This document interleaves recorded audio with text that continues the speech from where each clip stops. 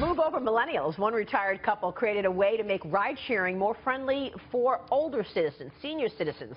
It's catching Uber's attention as well. The nonprofit called Common Courtesy has a goal of extending Uber's convenience to seniors who don't have a smartphone or are not well versed in using one. Joining us now are the co-founders of Common Courtesy, Bob and Anne Carr. Great to see you guys. Thank you so much for joining us.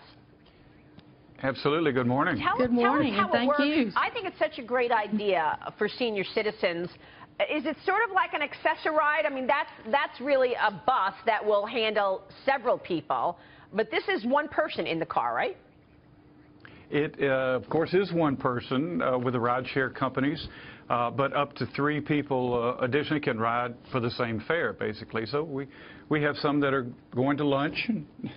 Yeah.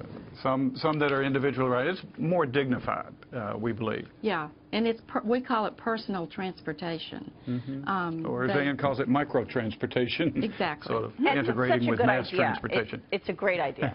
And now, how does it work? How does it work with Lyft and Uber, and how does that whole process? So if I'm an elderly person and I'm trying to get a ride share. Okay. Well, we basically see ourselves as we've engineered this as an intermediary for both Uber and Lyft. We have systems that are both using a concierge or a dispatch from our office for those people who don't have a smartphone or don't want to use a smartphone. They can call a toll-free number. There are others who very professionally proficiently use their smartphone. So we have our riders register with us, and they get a specific rider ID number that tracks them.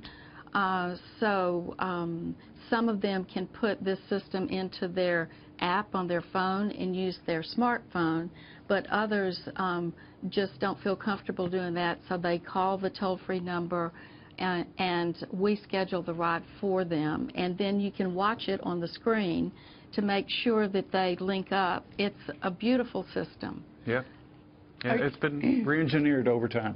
Are you guys a not-for-profit? Yes. We are indeed. 10 years old. Wow, 10 years. So how do you fund yourself? Well, there are a number of different revenues. Yeah, not enough, I guess, is the short answer to that. Anne's been asking that from the beginning. But we've created a number of different revenue streams that would involve like a little bit of an upcharge for the ride, or there are certain chapters that we have that also we've taught how to do this, so they might pay a fee. I guess our biggest dream and wish is for donations to come in to the nonprofit to help us from the bootstrap stage. And also community. What happened when Uber found out about your company?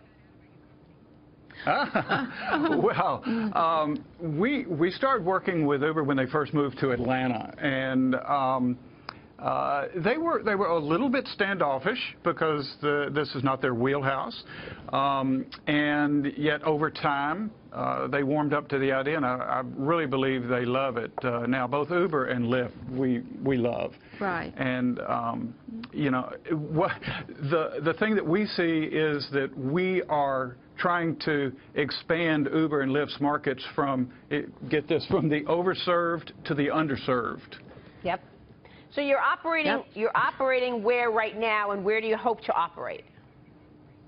Well, throughout the U.S., we see no reason why it shouldn't expand throughout the U.S. Right now, we have chapters in several in Atlanta, and then Virginia Beach and Wichita, Kansas. Fantastic. Great idea, Bob and Anne. Thank you so much for joining us this morning.